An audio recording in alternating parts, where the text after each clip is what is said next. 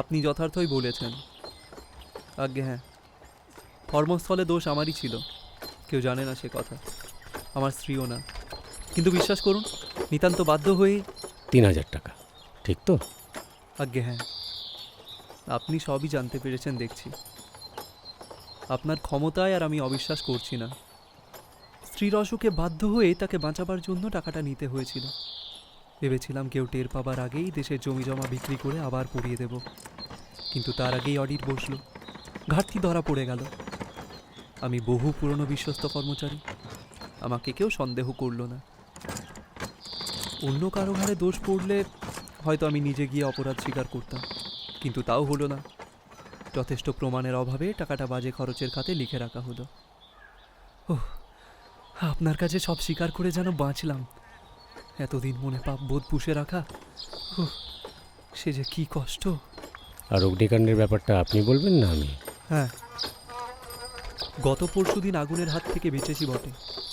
আমার স্ত্রী পুত্র বর্তমানে দেশের বাড়িতে রয়েছে, যেখানে আমি এখন যাচ্ছি। নিজে রান্না করে খাওয়ার অভ্যেস নেই কোনো কালে।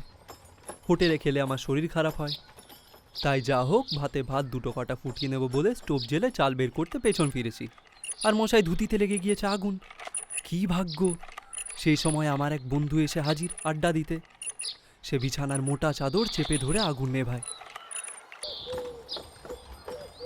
আমার নাম কালীপ্রসাদ মিত্র। খুলনার বিখ্যাত মিত্র পরিবারের নাম হয়তো শুনে থাকবেন, আমরা তাদেরই বংশধর।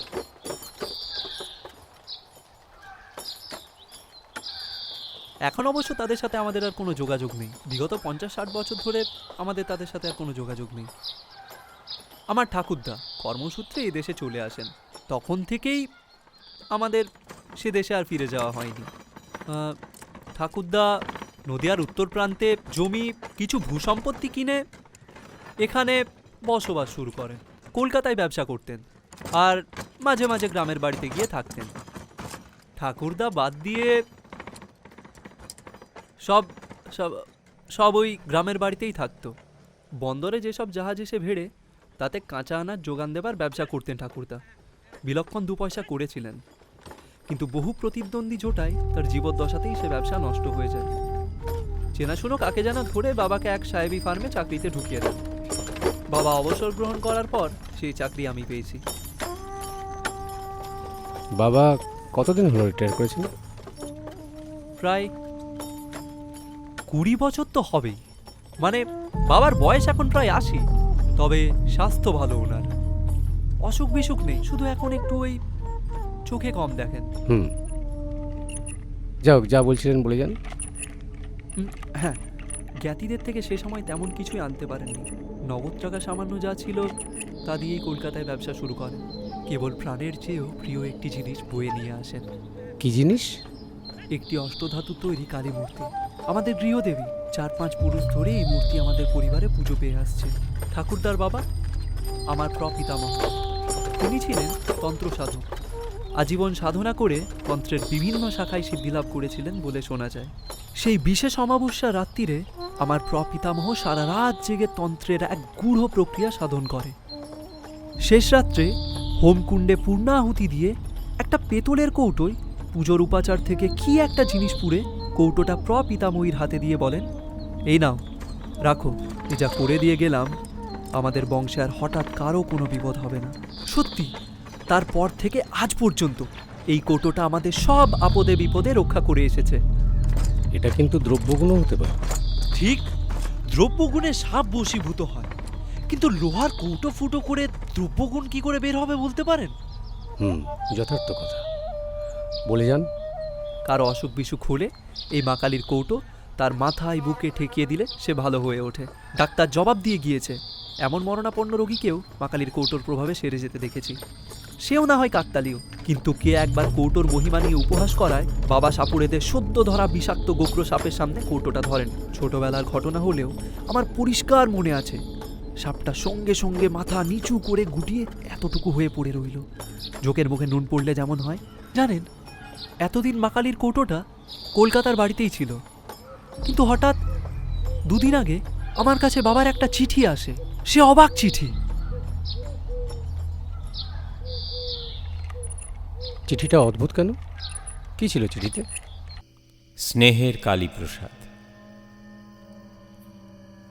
আশা করি মঙ্গলময়ের কৃপায় কুশলেই আছো। এক বিচিত্র ঘটনার সম্মুখীন হইয়া তোমাকে এই পত্র দিতেছি। আজ কয়েকদিন হইল আমাদের বাটিতে নানা অলৌকিক এবং ভৌতিক উপদ্রব আরম্ভ হইয়াছে। ইহার কারণ বা কিভাবে নিরসন হইবে কিছুই বুঝিতে পারিতেছি না। যাহা হোক, পত্র পাওয়া মাত্র তুমি ছুটি লইয়া দেশে আসিবে। গত 4-5 মাস যাবৎ কালীর কৌটা তোমার কলিকাতার বাসায় রহিয়াছে। আসিবার সময় উহা সঙ্গে আনিতে ভুলিবে না।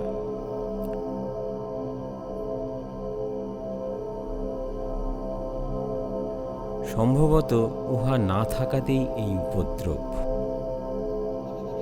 এই পত্রকে তার মনে করিয়া অবিলম্বে রওনা হইবে। ইতি আশীর্বাদক চণ্ডিকা প্রসাদ মিত্র। রহস্যময় চিঠি বটে। ঠাকুর মশাই, কি অলৌকিক ব্যাপার কিছু আন্দাজ করতে পারেন? তা কি বলা যায়? কত কিছুই তো হতে পারে। আগে কখনো আপনাদের বাড়িতে এরকম হয়েছে? না, কখনো না।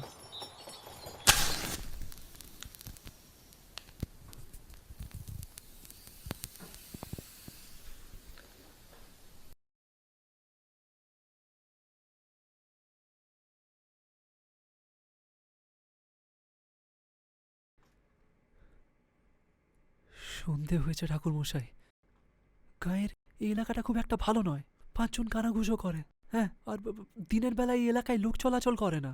আপনি যাবেন কোথায় এইদিকে? ভয় পাবেন না, আমার গা বাঁধা আছে। আর তাছাড়া এমন স্থানই তো আমার সাধন ক্ষেত্র। আসি, নমস্কার, সাবধানে থাকবেন।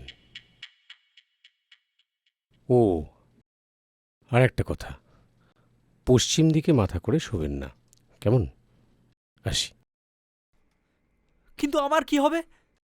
জানেন, আমার বড় ভয় করছে। বিপদে ঈশ্বরকে স্মরণ করুন। একমাত্র তিনিই মানুষকে সমস্ত ভয় থেকে মুক্ত করতে পারেন। নমস্কার। এই শুনছেন? একটু দাঁড়ান। বলছি, আর একটা কাজ করা যেতে পারে। কি কাজ? আপনি কি তাতে রাজি হবেন? আগে শুনি। আপনি আমার সঙ্গে আমার বাড়ি চলুন। আপনার বাড়ি? আমি? আপনি তো অলৌকিক শক্তির অধিকারী। আপনি গেলে আমার অমঙ্গল কেটে যাবে। আপত্তি করবেন না? দয়া করে আমার সাথে চলুন।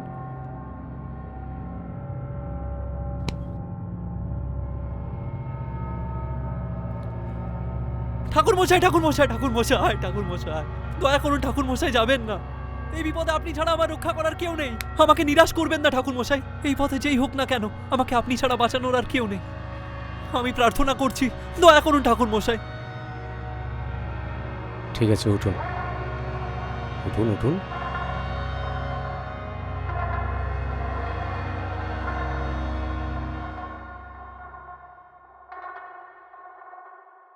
ঠিক আছে, যাব। আপনি যেতে রাজি হবেন আমি একদম ভাবতে পারিনি। আসুন। এই চলো চলো, গাড়ি চালাও।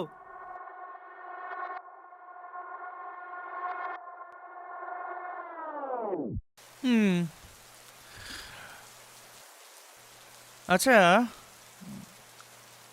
আপনি ভালো গল্প বলতে পারলেও মিশুক মানুষ তো নন।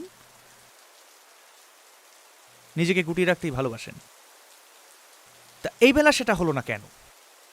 মানে কালীপ্রসাদ ডাকলো আর আপনি দিব্যি চলে গেলেন? ঠিক এই কারণেই তোমাদের কাছে গল্প বলতে ইচ্ছে করে না। প্রতি মুহূর্তে তোমরা আমার গল্প অবিশ্বাস করো। এতে আমার কিঞ্চিত অবমাননাও হয়ে থাকে। সব কথা বিশ্বাস করি না কই, একমাত্র যেগুলো একান্ত বিশ্বাস করা যায় না সেগুলো আর কি। কি ঠিক বললাম?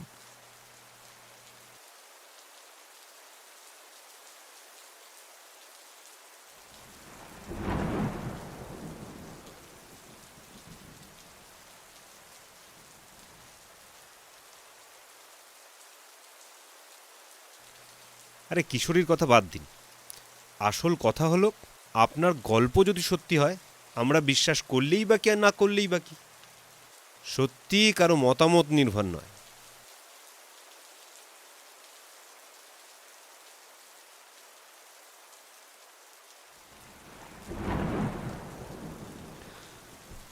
এই যে বিশ্বাসের কথাটা বললেন না, এই বিশ্বাসের জোরে এমন অনেক কিছুই ঘটে যে সাধারণ বুদ্ধিতে তার ব্যাখ্যা চলে না। ঠিক এই বিশ্বাসের কারণেই শ্মশান প্রান্ত পেরিয়েও আমি কালীপ্রসাদের সঙ্গে গেলাম। তার মানে আপনি বলতে চাইছেন যে মানুষ যদি কখনো বিশ্বাস করে যে মানুষ কখনো মরবে না, তাহলে সে বিশ্বাসের জোরে সারা জীবন বেঁচে থাকতে পারে? থাকতে পারে। না মানে এটা একটু বেশি বাড়াবাড়ি হয়ে যাচ্ছে না? থাকতে পারে, শুধু তোমার মতো ফিচের লোকে পারবে না। হিমালয়ের জ্ঞানগঞ্জের নাম শুনেছ? যেখানে যে সমস্ত শত শত বছরের প্রাচীন যোগীরা এত বছর ধরে কি করে বেঁচে আছে, কি বলবে? কি জানো তুমি তাদের বিষয়ে? হ্যাঁ, তারা জীবন ধারণ করে কেবলমাত্র ইচ্ছা শক্তির জোরে। আর ইচ্ছা শক্তি হচ্ছে মানুষের বিশ্বাসের আর একটা প্রকাশ। বিশ্বাসের শক্তি সম্বন্ধে বাকি গল্পটা হোক তাহলে। আমার কাছে তো কোনো গল্প নেই, সব সত্যি কথা। তুমি তো লেখক, শব্দ চয়নের ব্যাপারে তোমার তো এত অসতর্ক হওয়ার কথা নয়। হ্যাঁ, মার্জনা করবে। হ্যাঁ, সত্যি ঘটনা তো বটেই। আচ্ছা, কালীপ্রসাদের কি হলো তারপর? দেখুন, অন্তত 2 ঘন্টা এখন আমরা আপনার অতিথি, বাইরে বেরোনোর কোনো উপায় নেই। এটা আমাদের প্রার্থনা। সৎ গৃহস্বামী মাত্রই অতিথির প্রার্থনা গ্রহণ করে থাকেন, আপনিও করবেন নিশ্চয়ই।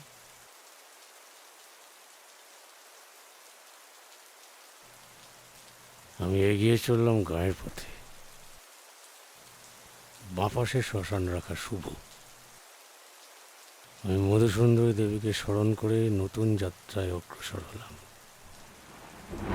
কালীপ্রসাদ অবশ্য ততক্ষণে আরো বেশ কয়েকটা বিড়ি খেয়ে ফেলেছে।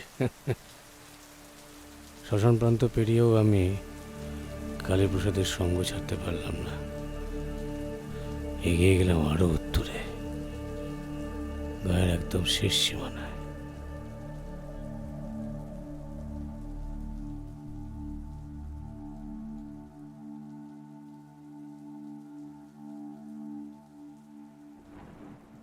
অভিরাম, অভিরাম, করে কোথায় গেলি সব?